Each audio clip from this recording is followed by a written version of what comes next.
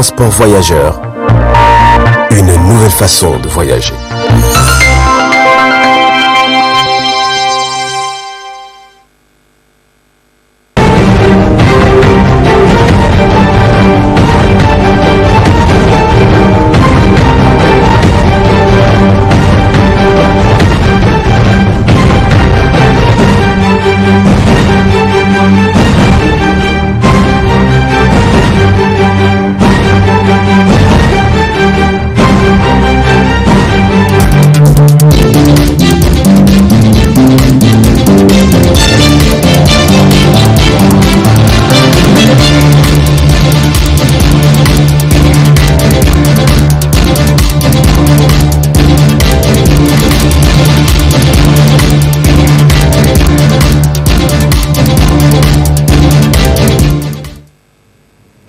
Bonsoir et merci d'être au rendez-vous de cette édition du soir sur la télévision Tambara.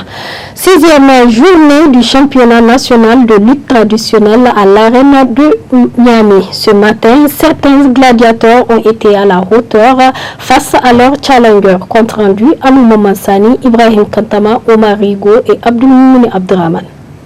Les combats de la 42e édition du sabre national se poursuivent à l'arène de lutte de Niamey. Hier dans l'après-midi, les écuries de Dosso, Maradi ont mené des combats extraordinaires et spectaculaires devant des supporters et amateurs du sport au Niger. En effet, c'est la lutte de Aibou Hassan de Maradi, un lutteur très rusé, endurant pour son intelligence lors des combats qui a surpris les spectateurs contre son challenger de Dosso.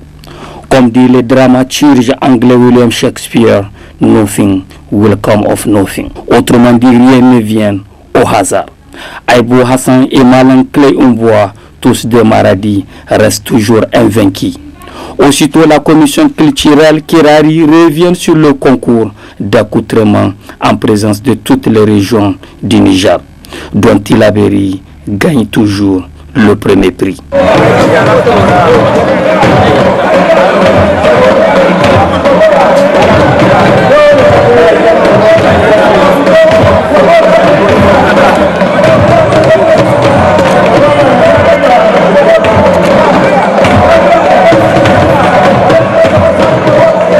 12 lutteurs restent toujours invaincus dans les 80 gladiateurs de 8 régions du Niger. Pour le coach de l'équipe de Maradi, celui-ci s'est dit très satisfait des prestations de ces lutteurs. À travers l'entraînement dont ils ont suivi, vous voyez la réalité est là sur le terrain. Donc on peut penser, à partir de cela, on peut classer la performance de tout un chacun. Et lors de ces compétitions, nous, on a attiré bien leur attention de ne pas se bagarrer. Donc la lutte traditionnelle, c'est un sport, c'est un jeu, donc on doit jouer. Il n'y a pas question de bagarre entre les équipes. Mais vous savez bien que le grand malheur ici, même si je suis entraîneur, si je dis à un lutteur de lutter, il y a nos supérieurs qui empêchent même.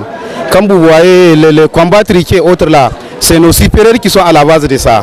Et nous, on est entraînés pour combattre n'importe quelle équipe, on peut gagner n'importe quelle équipe. Mais très malheureusement, comme vous voyez, il y a des combats triqués qui sont obligés, on est obligé de le faire. Et ce n'est pas de notre faute, nous techniciens, c'est la faute de nos supérieurs. Oui, même si je suis au courant, peut-être c'est un classement qui vient d'en haut, on me dit, entraîneur fait c'est ça, fait cela. Moi je suis obligé d'obéir. Pour l'entraîneur des écuries d'Ottawa, Maître Zangina, l'espoir est toujours permis. On a presque à 70% vraiment des jeunes qui sont là. On est là peut-être en train de renouveler un peu l'équipe. Oh, il y a quelques anciens, c'est vrai, qui tirent et la suite vraiment c'est des jeunes. Et aujourd'hui tu vois, c'est des jeunes même qui sont là jusqu'à présent. C'est des jeunes qui ont participé juste à un seul championnat. Le second même, comment Zakir là, il a fait réserve au niveau de Maradi, il était à réserve. L'autre, le Asuman Ali, au moins il a fait parmi les 10. Et cette année, vous voyez leur performance. Et c'est des jeunes de moins de 25 ans, ces jeunes-là. Donc, vous voyez, l'équipe de Tawa a vraiment des jeunes. C'est vrai, nous n'avons pas eu beaucoup de temps pour s'entraîner.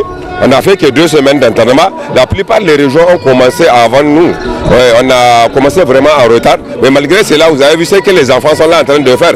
Ils sont là en train d'éliminer des gens qui ont même d'expérience. Donc c'est des enfants vraiment qui sont venus avec l'intention de faire quelque chose de bon. Après le combat de ce jeudi matin, 12 gladiateurs restent invaincus sur le tableau technique de la Fédération nigérienne d'élite. Agadez, Saleh Douda, Difa Mansour Issa, Dosso Kadri Abdou, Isiakou Moussa, Abdou Saadou. Maradi Ebou Hassan, Malang Kle Umboua, Niamey, Abba Ibrahim, Aminou Ibrahim. Tawa, Asuman Bizo, Zakirou Zakari, Tilaberi, Ousmane, Hassan, Zander, Zoro, invaincu. Restons toujours à l'arène de lutte de Niamey pour évoquer les petits commerces exercés par la population à l'occasion de la lutte traditionnelle qui se tient. Aïs Adamou et Ibrahim Kantam pour plus de précision. Comme de coutume au Niger, la population saisit des occasions pour exercer des petits commerces. C'est le cas à l'arène de lutte de Niamey depuis l'ouverture de la 42e édition du sabre national de lutte traditionnelle. Et selon ceux qui exercent ces petits commerces, le marché bat son plein.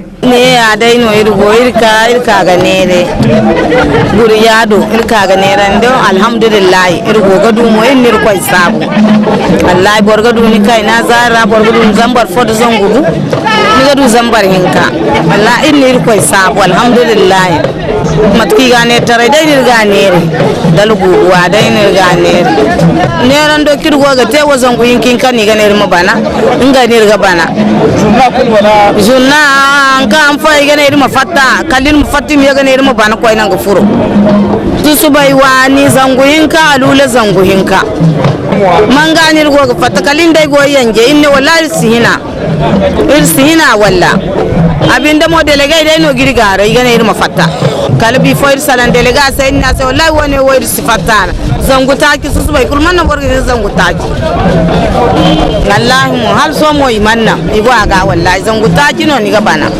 Comme chaque activité génératrice de revenus, ce commerce occasionnel ne reste pas sans difficulté. Donc, notons que ces petits commerces est une source de revenus, renforçant ainsi le capital des jeunes et femmes qui l'exercent. À l'occasion de cette lutte, l'arène de lutte de Niamey est devenue un vrai centre de business. Revenons à présent au combat d'hier, toujours à l'arène de lutte de Niamey. Nos envoyés spéciaux. Vivre ensemble, nous sommes une famille, c'est le thème de la 42e édition du sabre national de la lutte traditionnelle à l'arène de lutte de Niamey.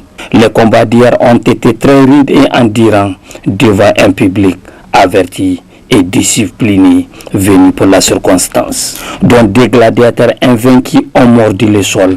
En tête, l'homme à double face, Yacouba Adamou de Niamey. Ensuite, ça m'a suivi le concours de Kirari sous la conduite du président Maremalan Daouda.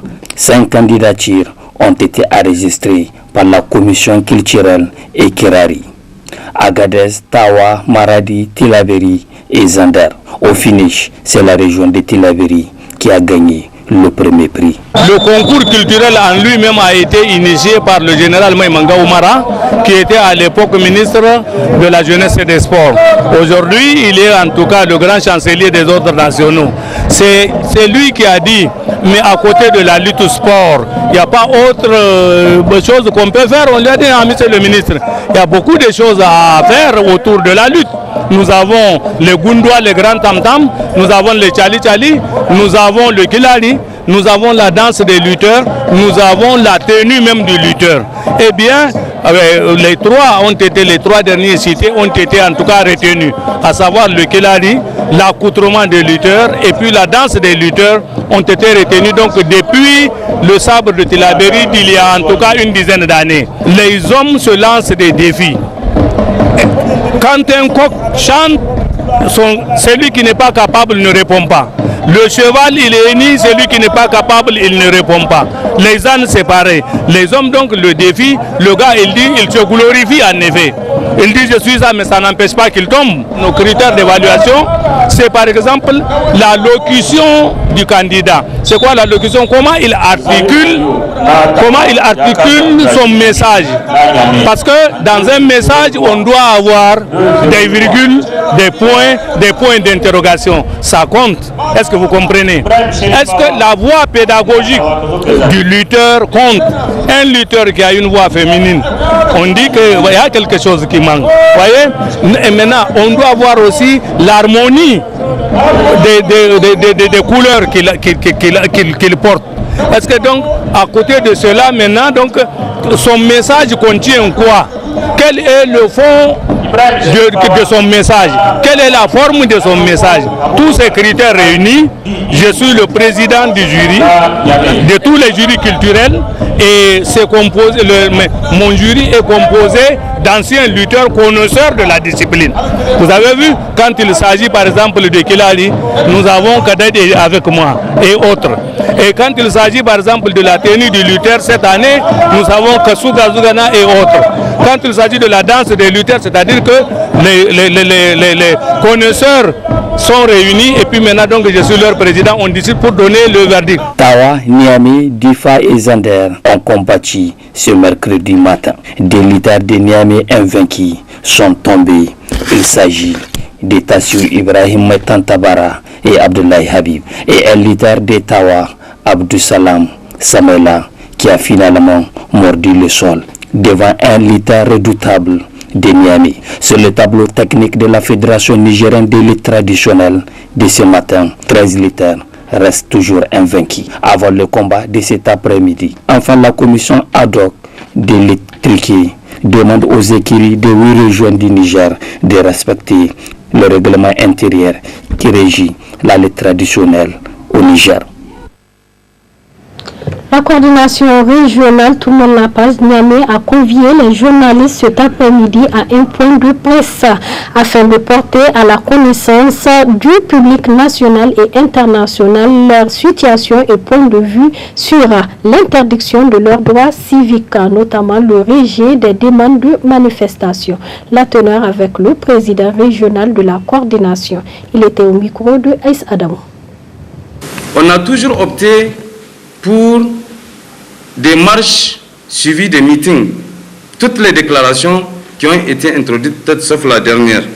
Mais on s'était dit peut-être que c'est l'aspect marche qui pourrait déranger ici pour qu'on ne nous autorise pas nos manifestations. Parce qu'on s'était dit que quand on essaie de regarder parallèlement, on se rend compte que des grands rassemblements, souvent d'envergure nationale, n'est-ce pas, se tiennent au quotidien. Quand vous essayez de voir actuellement la lutte traditionnelle qui se tient, récemment, le stade Sénikounché qui fait 35 000 places assises a servi de cadre pratiquement à un spectacle qui a fait guichet fermé. Il y a des soirées de gala ou pour la République, gala de la République, qui sont organisées et il y a d'autres événements d'envergure qui sont également, n'est-ce pas, en perspective. Et nous nous sommes dit que peut-être avec cette fois-ci l'idée d'une manifestation ou d'un meeting tout simplement sans tenir compte de la marche, on va juste faire un meeting qu'on allait nous laisser tenir notre activité parce que là-bas, au moins pour le meeting, comme pour les autres manifestations, c'est plus facile de circonscrire le lieu de la manifestation et donc d'encadrer la manifestation. Malheureusement, grande a été notre surprise de constater à ce niveau également un refus catégorique de la part des autorités de la ville de Niamey qui nous ont envoyé hier un arrêté donc d'interdiction de ce meeting projeté pour 2 janvier, autant pour moi, 2022. Alors, d'ores et déjà, à ce niveau, on a déjà intenté une action devant les juridictions où le juge des référés a été saisi par nos avocats et nous attendons la suite dans les heures qui suivent. Même s'il est évident à ce niveau également de rappeler, comme l'a reconnu le rapporteur spécial des Nations Unies sur le droit, pour les questions des droits de l'homme, que la justice est mise à contribution pour empêcher l'exercice de ce droit et de cette liberté fondamentale, à savoir le droit à la manifestation. Le 12 novembre dernier, Jamila Boubacar Sahabi remportait le prix Africtiviste pour l'action civique organisée en Côte d'Ivoire. Le studio Kalangou l'a récemment rencontré pour plus de précisions. Il s'agit du concours Africtiviste auquel j'avais assisté et que j'avais eu le privilège de remporter le prix. C'est la première édition du prix Africtiviste. Africtiviste est une organisation qui récompense les jeunes Africains porteurs de projets pour la société, de projets innovateurs, de projets.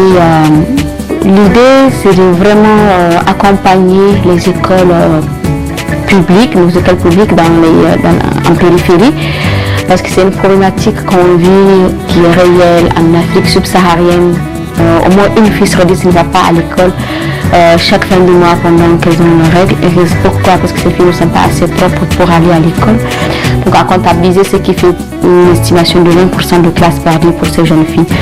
Donc, et également pour pallier à un problème sanitaire. Donc chaque fin du mois, des milliers de femmes sont en contact avec la matière chimique dans les cotons qu'on utilise. Et c'est composé d'abord du coton, de la matière en coton qui n'est ni offensif pour la santé, ni sans aucun risque, que ce soit de démangeaisons ou d'allergies. C'est du coton, c'est du coton. Donc, et à l'intérieur, on a de la serviette douce. Souvent, on utilise du bambou. Et derrière, on a une matière imperméable qui permet au flux sanguin de ne pas traverser pour arriver au slip. Donc, et on a également des boutons qui permettent de retenir la serviette au slip pour que ça ne bouge pas. La durée de vie dépend de la manière dont la personne l'utilise. Donc voilà, pour une jeune fille qui va toujours, je reviens toujours sur l'exemple de la jeune fille. Donc pour une jeune fille qui va à l'école, qui a 5 serviettes disponibles, je me dis qu'elle peut faire jusqu'à 4 mois avec.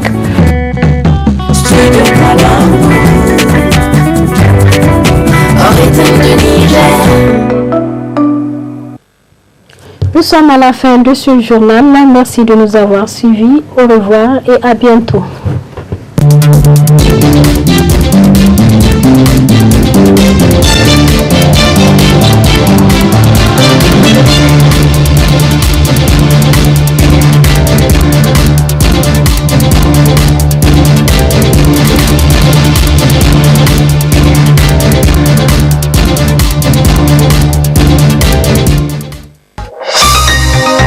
Ce journal vous a été présenté par STM Transport Voyageurs. Une nouvelle façon de voyager.